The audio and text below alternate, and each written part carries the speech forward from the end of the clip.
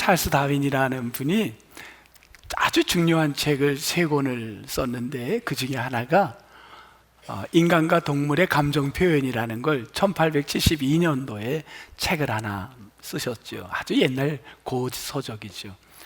사람의 그 감정이 이거는 후천적도 있지만 선천적으로 형성이 되는데, 이 감정을 외국의 서구 사람이나 동양 사람이나 한국 사람이나 이게 다 거의 비슷하다는 거예요.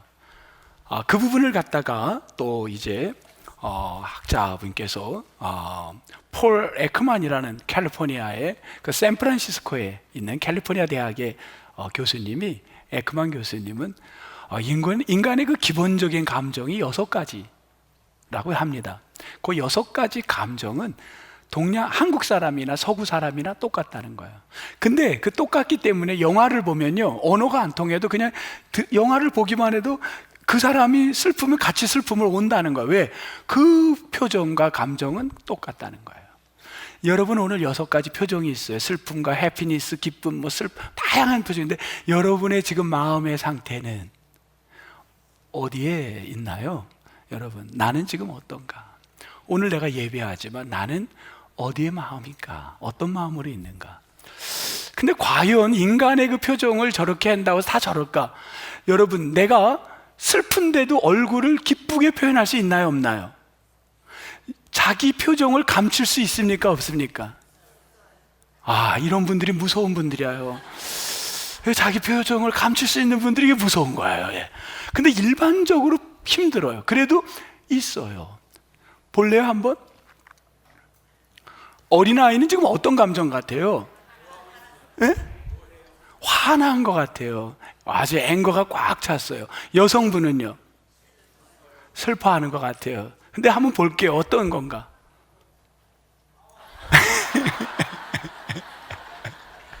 사실 저 보이는 수박무늬라고 이러고 있는 거지 앵거가 찬 건 아니에요. 근데 우리는 저 표정만 보고 제가 분노가 꽉 찼구나, 이거 아닌 거예요. 그냥 수박목 자시는 거예요.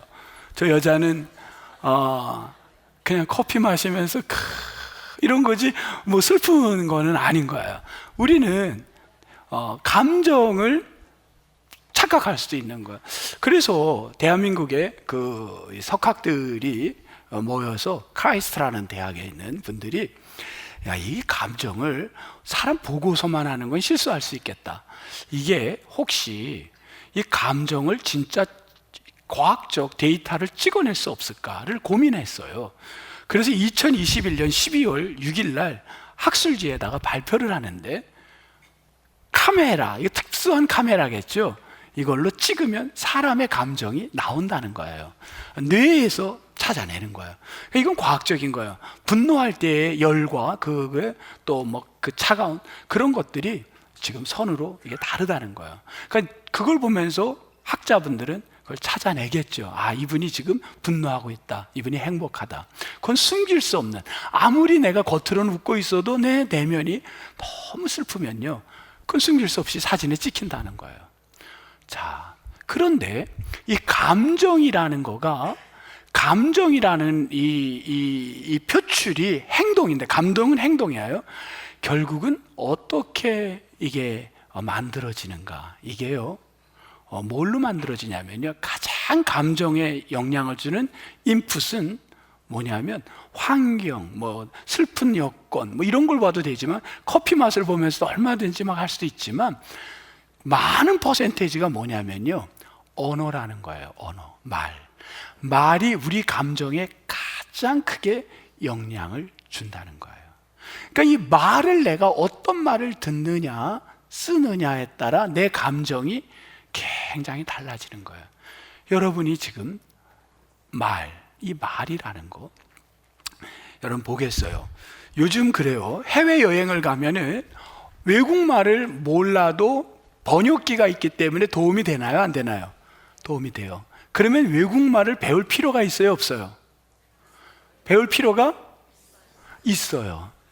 그래도 있어요. 왜 있냐면, 이 말이라는 건요, 우리가 외국어를 내가 차이니스를 배운다, 아니면 영어를 배운다, 내가 러시아어를 배운다는 건요, 어떤 의미가 있냐면요, 단지 언어만 배우는 게 아니에요. 언어를 구상한다는 건요, 그 나라의 가치관이 형성되는 거예요. 지금 독일에서 오신 두 분이 계시는데 저분들이 50년을 사셨어요, 독일에서. 그러면은요, 저분들의 사고 구조 속에는요, 독일적 사고 구조가 형성돼 있어요. 아마 얘기를 속에 보면 독일어에서 그 논리성에 그게 형성됐고, 지금 미국에서 오랫동안 학자로 계시던 이제 어른들이 오셨는데 그분들의 사고 구조는 그 미국이라는 것에 형성돼 있습니다. 한국은 한국대로의 그게 있어요. 우리나라 말에는요, 주어가 무분별할 때가 많아요. I, you, 주어가 잘 구별이 안 될 때도 문장이 되는 거야. 나라는 주어를 쓰지 않고도 언어가 충분히 돼요. 커피 먹었어? 내가 먹었는지 너가 먹었는지 없어도 우리는 느낌으로 아는 거예요. 그냥 알아요. 그런 가치관의 언어 구조이기 때문에 우리 문화를 가만히 보면요, 방 안에 들어가면요, 그 방 안에 적이 없어요. 미국 구조는요, 방에 가면 미국 사람들 상하가 딱 있습니다. 체어에, 의자에 누가 여기를 앉아야 상석이고 누가 어디를 앉아야 되는 게 정확하게 나와요. 근데 한국에는요, 방 안에 들어가도 누가 상석인지 그게 나오질 않아요, 방 안에. 근데도 한국 사람들은 기가 막히게 뭘 찾나요? 누가 어디에 앉아야 상석이라는 걸 딱 부분요 찾아내는 거야. 그리고 거기를 앉히는 거야. 그건 왜 그러냐면 이 한국 구조 안에 우리의 가치관이 형성되어 있는 거예요. 주어가 부분별해도, 주어가 분명하지 않아도 우리는 뭐가 주어인지, 누가 중심에 메인해야 되는지를 우리의 인생 가치관이 그런 거예요. 그렇게 형성된 거예요. 그러다 보니까 외국 사람들이 언어만 배운다고 되는 게 아니라 그 사람들의 가치관을 배우려면 시간이 오래 걸릴 수밖에 없는 거예요. 언어는 가치관에 영향을 준다는 겁니다. 여러분이 외국말을 배운다면 그 가치관을 배우는 거예요. 여러분 보면은 이 언어, 이게 보면요, 요즘 청소부라는 단어를 쓰나요, 안 쓰나요? 뭐라고 하죠? 환경미화원. 보험 아줌마라는 말을 쓰나요? 뭐라 그러죠? 에? 설계사, 인생 설계사라 그러나요? 네, 설계사. 여러분, 설계사라는 말을 하고 환경미화원 하면 전문성이 보여요. 그리고 친근감을 줍니다. 근데 예전에 보험 아줌마 이러면 왠지 하대하는 것 같았어요. 요즘 단어가 바뀌면서 사람들이 그분들을 대하는 태도가 분명히 달라졌어요. 전문가로서 대하게 되는 거예요. 어떤 단어를 내가 구사하느냐는 이게 가치관이 달라지고 그 가치관은 행동으로 표현이 되는 거예요. 행동은 뭘로 나오냐? 얼굴의 표정과 또한 그 사람을 대하는 태도가 달라진다는 겁니다. 그만큼 뭐가 중요하냐면 말이 중요하다는 거예요. 오늘의 주제어는 무엇일까요? 오늘의 주제어는 말이라는 겁니다. 오늘 저는 이 에베소 4장을 통하여 여러분과 같이 이 한 시간 나누려고 하는 건 말입니다. 오늘의 주제는 말인 거예요. 에베소 4장은 3주에 걸쳐서 지금 설교를 하고 있는데 이 에베소서 4장에는요, 뭐가 나오냐면 전체 주제는 뭐냐면 하나 되라는 겁니다. 하나 되라. 하나가 되는데 하나 되어서 뭐를 하냐면 봉사하라. 그리고 그리스도의 몸을 세워라. 에베소서 4장 전체의 내용입니다. 2절, 3절, 12절의 내용이 그런 내용들이에요. 보면 12절, 우리가 그리스도의 몸을 세우려고 하고 봉사하게 하려고 한다. 이게 이제 에베소의 목적인데 마귀는 하나 되는 것을 가만두지 않아요. 방해합니다. 오늘 그것을 27절에 보면 나와요. 4장 27절에 뭐라 그랬냐면 마귀에게 뭐를 주지 말아라? 틈을 주지 말아라. 틈이라는 단어가 기회라는 단어입니다. 여기서 기회. 마귀에게 조금이라도 언어에 기회를 주면요, 이 마귀는 우리를 상처받게 하고 쓰러뜨리고 우리를 힘들게 만들어내는 기회를 갖고 있는 거예요. 그래서 말을 조심해야 되는 거예요. 오늘 그 말을 조심하라는 게 25절 이제 봅니다. 말 뭐라 그랬냐면요, 거짓을 버리고 뭐라 그랬죠? 참된 것을 말하라. 요거 이렇게 써온 거야. 아주 짧은 한 센텐스예요. 간단합니다. 뭘 버리고? 거짓을 버리고 뭘 말하라? 참된 것을 말하라. 요 말은요, 바울이 한 말이 아닙니다. 이건 바울이 한 것 같지만 실제로는 바울이 한 게 아니라 바울이 누구의 말을 갖고 왔냐면 수백 년 전에 누가 썼던 말이냐면 스가랴가 썼던 그 말을 이제 인용을 했던 거야. 스가랴서에 보면 아직은 찾지 않아도 돼요. 스가랴서의 내용을 바울이 인용하여 온 거예요. 스가랴서에는 어떤 게 있냐면 스가랴가 선지자인데 그가 백성들에게 이야기를 했어요. 여러분들이 아무리 외쳐대고 아무리 사정을 해도 하나님의 마음은 변하지 않습니다. 그 하나님의 마음은 여러분들을 바벨론 포로로 끌려가게 합니다. 여러분이 잘못했기에 여러분은 거기에 대한 대가를 받게 됩니다.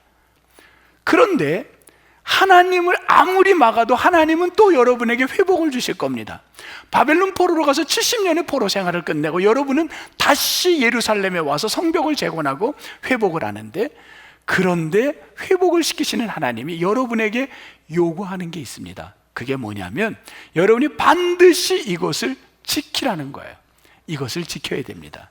여러분이 하나님의 회복을 받으려면 지켜야 됩니다. 그게 뭐냐면 바로 스가랴 8장 16절 17절입니다. 성경 한번 찾아보겠습니다. 스가랴서 8장 16절 17절 우리 보겠습니다. 1319면, 자기 성경을 1319면을 한번 찾아가도록 하겠습니다. 1319면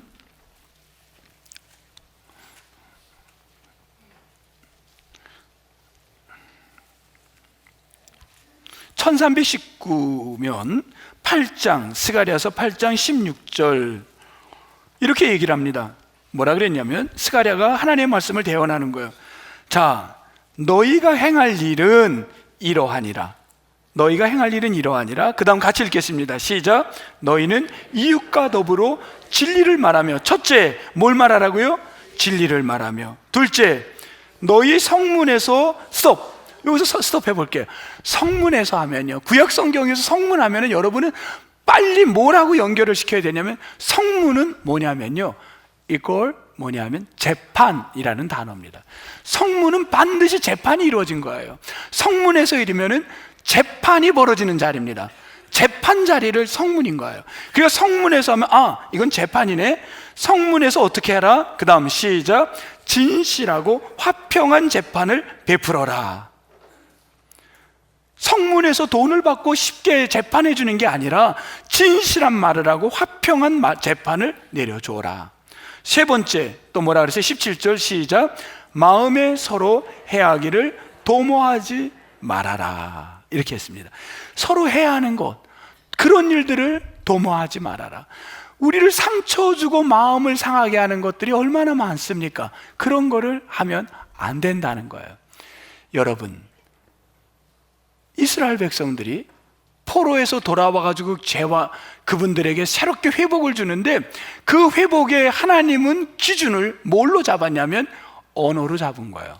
여러분들이 이 회복에 반드시 지켜야 될 것, 말을 조심하라는 겁니다.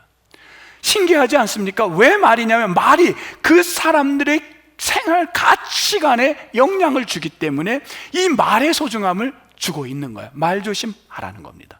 그 이야기를 지금 하고 있는 겁니다. 보면은요, 여러분, 춘천서 부산을 지금 이제 드라이브해서 가고 있어요. 이제 가려고 그래요. 탁 시동을 걸고 막 가는데 잠이 와. 너무 잠이야. 여러분, 잠이, 운전할 때 잠이 막 오는 경험이 있죠. 너무너무 좀 어떻게 장로님은 잠을 피하시나요? 완전히 그 이상한 사람이네. 그러니까, 예. 그러니까 운전하다가 박수 치고 막 그러시는군요. 예. 예. 그러면 잠이 좀 깨나요, 장로님? 깨요? 또 갑자기 싹 말을 바꾸신 것 같아. 찬송가. 좋아요. 그럼 깨요. 그 밑에 분은 안 깬다고, 그럼 어떻게 하세요? 잠시 쉬어요. 네, 좋아요. 잠이 너무 올 때 어떻게 하시나요? 네? 먹어? 네. 그러면 드시면은 좀 깨요? 네. 각자 자기 방법이 있어요. 근데 가장 잠이 안 오는 방법은요, 사람들 한 서너 명만 여러분 데려다가 서너 명을 딱 생각을 하세요. 아, 오늘은 요 사람을, 그 사람에 대해서 막 나쁜 얘기 해보세요. 가십. 그러면요, 잠이 싹 달아나. 한번 해보세요. 명절에 갔대 그냥 아유 무슨 김한호 목사를 좀 잡아보자, 오늘은 씹어보자. 김한호 목사를 그냥 막 씹어보세요. 그러면 잠이 싹 달아납니다. 이 참 묘해요, 사람이. 남의 말을 하면요 그렇게 오는 잠도 싹 달아나요. 너무 재밌는 거예요. 근데 문제는 이게 마음이 그렇게 우리가 하고 나서 편하지가 않는 거예요. 이게 문제인 거예요. 이게 묘한 거예요. 할 때는 재밌는데 하고 나서 내 자신이 그렇게 별로 남는 걸 못 느끼는 거예요. 오늘 우리에게 이 말에 대한 이야기를 계속 하고 있는 거예요. 그러면 우리가 어떻게 해야 되느냐? 오늘 성경에 이렇게 이야기를 합니다. 자, 본문으로 다시 갈게요. 우리 에베소 4장 본문 25절. 그런즉 이제 우리들에게 바울이 구체적으로 이야기하는 거 두 가지입니다. 큰 카테고리 두 가지인데, 첫 번째 카테고리 뭐냐면요, 버리고. 이거요, 버리고. 우리가 버려야 되는 거가 있어요. 우리 지난주 시간에 제가 버리고는 영어로 무슨 거라 그랬냐면 언넌이라고 했어요. 교육학에서 쓰는 언넌. 언넌이 뭐예요? 억지로라도 강제적으로라도 기억하지 말라는 거예요. 그 기억이 여러분의 가치관이 될까 봐 무서운 거예요. 그것이 여러분의 형태가 만들어질까 봐 무서운 거예요. 여러분, 그런 거는 버리라는 거예요. 여러분이 자꾸 그런 습관을 가지면 그것이 여러분의 가치관이 되고 여러분의 표정이 되고 여러분의 행동으로 나타나는 거예요. 그게 뭐냐면 거짓을 버리라는 거예요. 거짓이라는 건 한 번 하면요 또 하는, 이 거짓은 어떤 거짓이냐면요, 아주 진실과 유사한 거짓이에요. 거짓이라고 아는 거짓이 아니라 이거는 분명히 진실 같은데 그게 거짓인 거예요. 그게 무서운 거예요. 완전 진실 같아요. 근데 거짓인 거예요. 근데 안타깝게도 이런 일들이 일어나요. 이런 걸 만들어내는, 생성해내는 사람이 있어요. 이건 나쁜 거예요. 이거는 안 좋다는 거예요. 여러분, 거짓을 버려요. 언넌, 기억에서 지우시기를 바랍니다. 이 일을 바울이 얘기하는 거. 첫 번째, 버려라. 두 번째, 26절에서 찾을게요. 분이라는 단어예요. 분. 여러분, 분이라는 한자어가요, 저는 설교를 준비하면서 깜짝 놀랐어요. 그냥 분을 혼자 이렇게 보다가 저거 한자는 잘 몰라도 이 분은 쉽더라고요. 딱 보니까 이건 뭐 너무 쉬웠어요. 근데 쉬운데 너무 의미가 분명해요. 팔이 있고 뭐가 있어요? 칼이 있고 뭐가 있나요? 마음이 있는 거예요. 여러분, 이렇게 딱 보면 어떻게 해석하실래요? 마음을 칼로 쪼개라. 몇 개지로? 8개로. 저는 처음에 뭐 이렇게도 했어요. 칼 8개로 마음을 찔러라. 뭐 이렇게도 해보고, 뭐 그냥 혼자 뭐 상상을 해본 거예요. 어쨌든 굉장히 나쁜 말이에요. 지독한 말이에요. 그러니까 분이라는 거는 엄청 우리를 잠 못 자게 만드는 거예요. 여러분, 제가 한번 여쭤볼게요. 분을 내야 되나요? 내지 말아야 되나요? 자, 나는 분을 내야 된다는 사람 손 들어보세요. 분은 내야 된다. 솔직하게 표시해 보세요. 자기 생각. 분을 내야 된다. 아니, 이게 하지 마시고 그냥 자기 의견을 내세요. 네, 망가뜨리지 않을게요. 네. 분을 내야 한다. 네. 네, 좋아요. 분은 내지 말아야 한다. 분을 내지 말아야 한다. 여러분, 아까 그 분 내야 한다는 사람 옆에 조심하세요. 그분들 옆에 갔다 괜히. 근데요, 분을 안 낼 수 있나요? 예수님도 분 내셨어요. 분을 내셨어요. 분을 안 낸 사람은 아마 없을 겁니다. 분을 안 낸다는 건 이거는 쉽지 않아. 이건 거의 없어. 예수님도 분을 내셨어요. 근데 성경에는요, 뭐라 그랬냐면요, 경계선을 줬어요. 이렇게 경계선을 줬어요. 26절에 분을 내어도, 내라는 거예요. 분을 내어도. 분이 뭐예요? 가슴을 아까 얘기했잖아요. 칼로 막 도려내도 8조각으로 내 심장을 도려내도 힘든 거예요. 이거를 분이 나면 분을 내는 거예요. 분을 내어도 뭐라 그랬어요? 죄를 칠 정도로 내지 말며, 그 다음 뭐라 그랬어요? 해가 지도록 분을 품지 말하라. 아, 여름에는 분을 조금 오랫동안 가지시고요, 겨울에는 분을 조금 빨리 끝내시기 바랍니다. 이렇게 해석이 되는 거 아니에요? 해가 지도록, 그러니까 해가 겨울에는 빨리 져요. 그렇게 우리는 생각이 들어요, 이 성경을 보면. 근데 이런 단어는 아닐 거예요. 이게 좀 더 바울이 이런 말을 쓸 때는 조금 의미가 다를 겁니다. 왜? 어떤 말이냐면요, 유대인들의 해가 진다는 거는 어떤 거냐면요, 우리는 아침이 하루가 언제 시작해요? 우리 대한민국 말에는 아침에서부터 하루가 시작돼요. 우리끼리 얘기인데, 아침이 언제 시작되냐면 새벽 기도부터 시작이 돼요. 어쨌든 새벽 기도부터 아침이 시작돼요. 근데 유대인들은 그렇게 쓰지 않았어요. 해가 지는 거를 하루의 시작으로 본 거예요. 그 말은 뭘까요? 우리가 너무너무 분이 나도 하루에 넘기지 말라는 거예요. 하루를 넘기면 그 분은 뭐가 되냐면요, 우리말에 이런 말이 있어요. 분풀이가 된다는 거예요. 분풀이가 되는 거예요. 분은 낼 수밖에 없지만 분풀이, 지속적 그거를 갖고 하는 건 나쁘다는 거예요. 여러분, 분을 내시되 여러분 분풀이는 하지 않도록 노력하시기를 소망합니다. 그럼 어떻게 해야 분풀이를 안 넘어갈까요? 여러분, 분이 나는데 내가 잠을 잘 수가 없는데 어떻게 분을 안 풀을까요? 오늘 다윗은 시편 4편 4절에 이렇게 말씀하고 있습니다. 시편 4편 4절에 보면요, 뭐라 그랬냐면, 이때 상황은 다윗은 너무 고통스러운 상황이에요.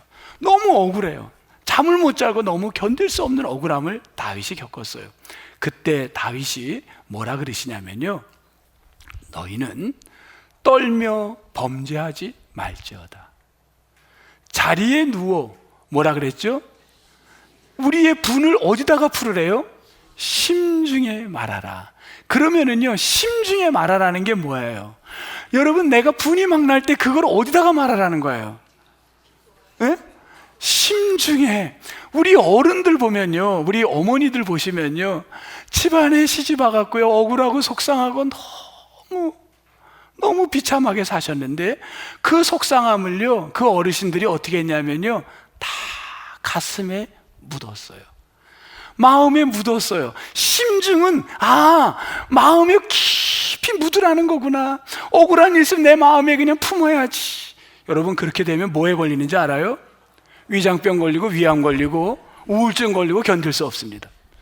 그렇지 않아요? 그냥 품었던 거예요. 우리 조상들이 그랬어요. 우리 어르신들이 그랬어요. 그냥 품은 거예요. 내가 참아야지. 그러다 보니까 점점 병이 걸리는 거예요. 다윗이 오늘 심중에 품으라는 건 그런 건 아닙니다. 성경에서의 심중이라는 건 그 뜻이 아니에요. 다윗이 이 시편 4편에서의 억울하고 잠 못 자고 분이 나고 그 속상함은 심중에 말하라는 건, 심중은, 구약에서의 심중은 뭐냐면 내 인간의 이성과 내 계획과 내 생각이 아니라 그것보다 훨씬 더 지혜를 갖고 있고 능력을 갖고 있는 누구냐면요, 하나님에게 말할 때 심중이라고 표현을 해요. 여러분, 우리의 억울함을 누구에게 토로하라고요? 하나님께 토로하라는 거예요. 하나님, 내가 너무 힘듭니다. 내가 너무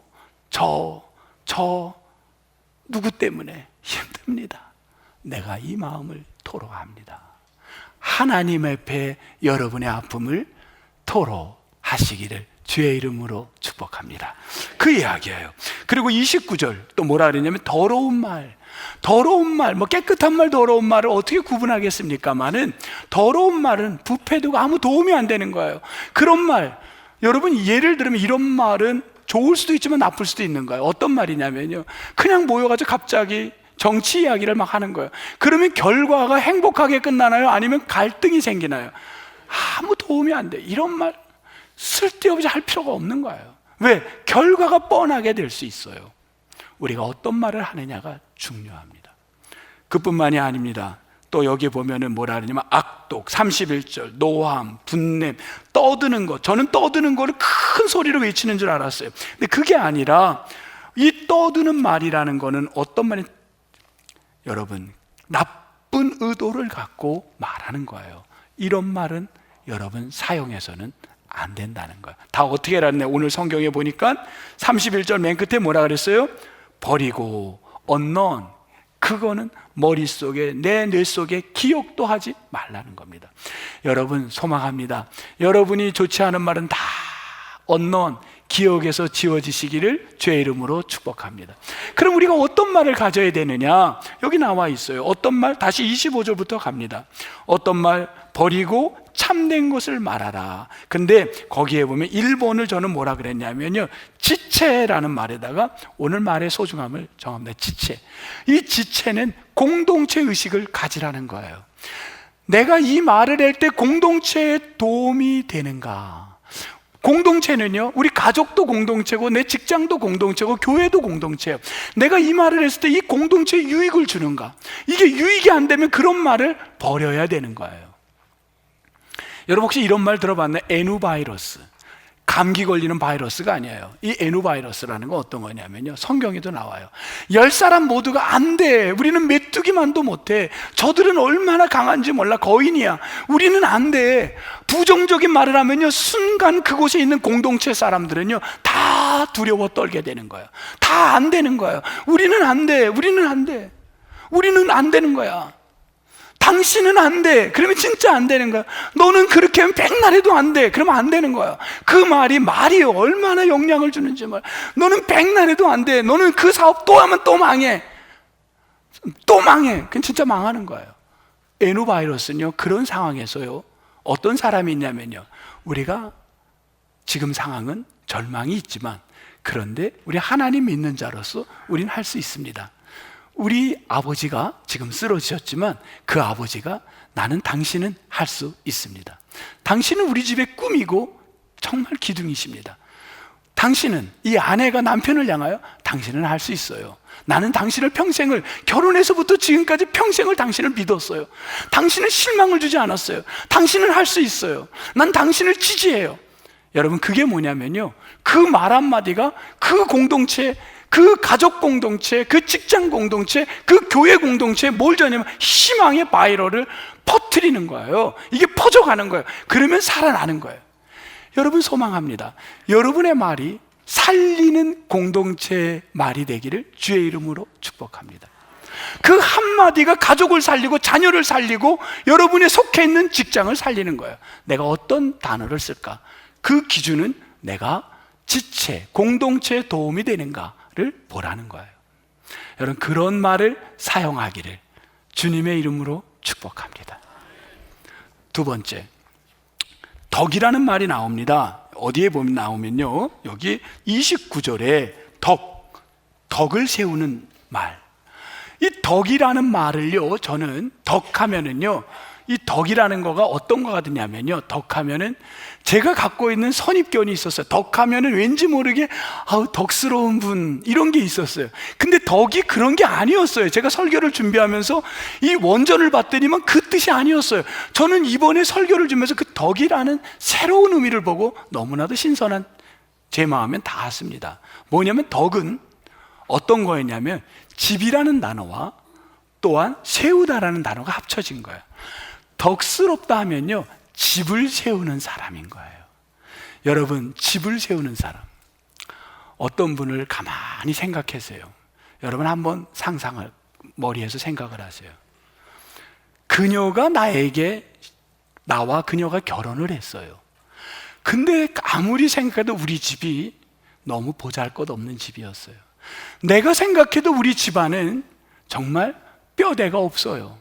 그런데 그녀가 우리 집에 오면서 지금 이만큼 이렇게 살게 된 게 그녀의 도움이었어요. 그녀의 헌신이었어요. 그래서 우리 집안이 이렇게 자리를 잡고 이렇게 우리 가족이 살아난 것, 그 여자가 있었기 때문입니다. 그래서 우리의 입에서는 그녀를 향하여 뭐라고 해야 되냐면 당신은 덕이 있습니다 라고 하는 거예요. 여러분, 혹시 여러분의 그녀들, 여러분 옆에 있는 그녀가 이런 여인인 사람들, 속으로 아멘 하세요. 아멘 하세요. 여러분, 얼마나 감사해요. 우리 가족을 살린 사람들이에요. 우리 집안을 살린 사람이에요. 그분들이 있었기에 우리 집안을 이렇게 세워간 거예요. 그 여자가 바로 덕이 있는 겁니다. 저는 덕하면요, 왠지 좀 살도 좀 약간 뚱뚱하게 찌고 좀 누구 같을까? 제 아내 같은 스타일로 봤어요, 그냥. 그런데 그게 아닌 거예요. 그게 덕이 아니라 집안을 살린 사람이 돼야 되는 거예요. 기둥같이 흔들리지 않는. 그런 의미에서 내 파트너가 같이 앉아있는 분은 슬며시 손을 잡고 얘기하세요. 그렇게 할 것도 없어. 안 온 분 전화기를 다 꺼내세요. 전화기. 지금 스마트폰을 다 꺼내서 아내에게 문자를 남기세요. 여보, 하세요. 여보, 덕이 있어요, 당신이. 이 말 한마디 써주세요. 아니, 안 쓰는 남자는 무슨 매장입니까? 남자들이요, 아내들에게 쓰세요. 당신은 덕이 있어요. 굉장히 중요한 거예요. 그래서 우리 가족을 살린 거예요. 정말 덕 있는 여성하고 여러분 살게 된 걸 감사하시기를 주의 이름으로 축복합니다. 덕을 끼치는 사람이 돼야 되는 거예요. 그 다음에요, 또 뭘 얘기를 했냐면요, 우리에게 이런 32절에 친절하고 불쌍히 여기며 용서하고 이런 말을 쓰라는 거예요. 너무 좋은 거야. 이렇게 되면요, 이 에베소의 교인들, 이 사람들에게 바울이 쓴 게 다 크리스찬들입니다. 교회 다니는 분들이에요. 교회 다니는 사람들도 자꾸만 우리의 가치관을 망가뜨리는 말을 쓰는 거예요. 비방하고, 이런 함부로 말을 하고, 거짓을 말하고, 이 분을 내고, 이런 걸 하지 말라는 거예요. 그리고 크리스찬들이 우리가 말을 잘하라. 이렇게 되면요, 이 에베소서에 뭐라 하냐, 12절에 이야기해요. 이게 12절의 어쩌면 핵심입니다. 이는 성도를 어떻게 한다고요? 온전하게 하는 거예요. 온전하게 한다는 게 뭐냐면요, 하나님이 나를 창조했던 모습으로 내가 돌아가는 거예요. 여러분의 지금의 얼굴이 하나님이 원하는 얼굴이라고 여러분 생각하십니까? 지금 내 얼굴을 하나님이 이 얼굴을 바라실 거라고 생각하는 분만 아멘 해보세요. 그럼 뭐 성형수술 해야 되겠네. 그게 아닌 거예요. 내 얼굴이 하나님이 창조했던 내 얼굴은요, 행동으로 나타난 얼굴이에요. 내 가치관을 형성한 거예요. 하나님은 내 원래의 모습은요, 지금보다 더 온유하고 더 덕을 끼치며 더 지체를 생각하는 그런 언어를 사용하기를 원한다는 거예요. 여러분이 그런 사람들이 되기를 주님의 이름으로 축복합니다. 다 그렇게 삽시다. 섬마을에, 섬에, 아주 시골 섬에 학교가 없어요. 근데 어느 돈 많은 사람이 거기다 학교를 져줬어요. 크리스찬님 독지가인데, 그리고 선생님, 크리스찬 선생님이 가셨어요. 그 학교를 갔다 하니까 이 섬에서는 처음 학교를 본 거예요. 너무 좋아서 아이들이 선생님만 따라다녀요. 선생님이 죽으라면 죽을 정도예요. 애들이 선생님이 영웅, 학교 가는 시간이 아니라 하루 종일 선생님네 집 앞에서 놀다가 그냥 보내는데, 선생님이 걱정이 하나 있어요. 뭐냐면 이 섬마을 아이들의 특징이 있어요. 애나 어른이나 다 욕을 많이 해요. 이 섬 사람들이 욕이 많아요. 여러분, 혹시 내가 섬에서 왔는데 목사님 왜 나를, 그 뜻은 아니라 어쨌든 이제 그쪽엔 그랬나 봐요. 욕을 많이 했대요. 그래가지고 이 선생님이 이걸 어떻게 하면 돼서 생각을 해낸 거예요. 그래서 욕표를 만들어서 욕표. 그래서 욕을 할 때마다 그 욕표를 뽑는 거야. 제가 욕을 하면 친구가 와서 내 욕표를 받아가면, 욕표를 많이 모으면요, 내가 선물을 준다. 욕표를 많이 빼앗긴 사람은 벌을 받게 되는 거야. 근데 그 선물이 뭐냐면요, 그 당시에 흰 종이를 받아본 적이 없는 하얀 노트를 준다니까. 이 아이들이 너무 좋은 거예요. 누런 종이에다가 글씨를 썼는데 하얀 노트를 준다. 그래서 애들이 저 선물을 받고 싶어가지고요, 막 적어라는데, 이제 마지막 D-Day가 가까우는데 서로 빼앗기고 뺏고 하다 보니까 똑같아. 왜? 입만 벌면 욕을 하니까. 그래가지고 아이들이 생각을 하는 거예요. 차라리 말을 하지 말자. 그래서 어린아이들이 말을 안 해요. 말만 하면 욕이 나오니까. 그래서 꾹 참는데, 어쨌든 결과가 나오는 날 선생님이 딱 보니까 한 아이가 욕을 가장 많이 한 아이야. 넌 이리 와라. 교무실로 데려갔어요. 선생님이 종아리를 걷었어요. 선생님 회초리로 열을 때리기로 했어요. 너가 쉬어라. 하나, 둘, 셋 했더니만 이 아이가 에구머니 이러면서 돌아섰어요.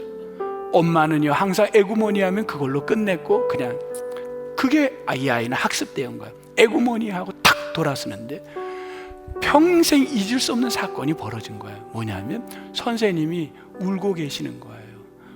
눈물을 뚝뚝 흘리면서 선생님이 매를 때리고 있었어요. 이 아이는 평생을 생각도 못하고 본 적이 없어요. 자기를 울면서 때리는 사람을 본 적이 없어요. 근데 그 선생님이 울면서 때리는 거예요. 너무 놀랐어요. 이 아이는 집으로 달려와서 엉엉 울기 시작합니다. 선생님이 뛰어가는 아이에게 뭐라고 얘기했냐면, 이놈아, 나는 너를 믿었는데, 나는 너를 믿었는데. 이 말을 잊을 수 없는 말이 된 거예요. 나는 너를 믿었는데. 누구도 나를 믿어준 사람이 없는데 나를 믿었다. 이 아이가요 성인이 되어갖고 대학 교수가 됩니다. 여러분, 말 한마디가 이 아이의 인생을 변화시켰는 줄 믿습니다. 여러분, 오늘 여러분들은 이번 주간에 어떤 말을 사용하시겠습니까? 어떤 말을 여러분 쓰시겠어요? 우리 수많은 말을 이 한 주간에 쓸 텐데, 여러분, 우리의 말이 사람을, 공동체를 살릴 수 있는 말을 한번 써보시고 싶지 않습니까? 화내는 말도 있지만 사람을 살리는 말, 도움을 주는 말. 한번 실습을 해볼게요. 내 옆에 있는 분에게 집사님,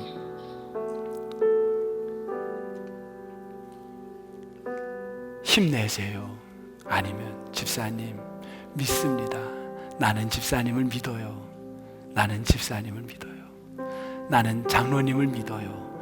여러분, 이 한마디가 우리에게 얼마나 큰 힘이 되는지 몰라요. 여러분, 한번 옆 사람을 보고 말문이 막히면요, 내가 도저히 말이 안 나오면요, 그냥 침묵하세요. 괜히 쓸데없는 얘기에 상처 주지 마시고, 그냥 옆 사람을 보고요, 정 할 말이 없으면 그냥 가만히 눈을 지그시 감고 이렇게. 근데 말을 할 수 있겠으면요, 그 말을 할 수 있어요. 한번 그냥 허튼 말은 하지 마시고, 진짜예요, 허튼 말은 하지 말고 침묵하시고요, 말이 나오면요, 장로님 믿어요, 힘내세요. 너무 힘들잖아요. 우리 너무 지쳐 있잖아요. 한번 여러분 축복하면 좋겠어요. 한번 해보세요.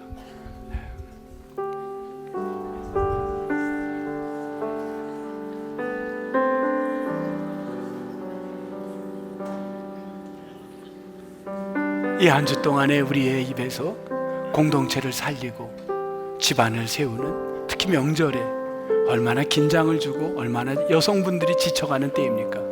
말 한마디가 우리에게 힘을 줘요. 여러분, 좋은 살리는 그러한 여러분의 말이 되기를 주의 이름으로 축복합니다. 하나님, 감사합니다.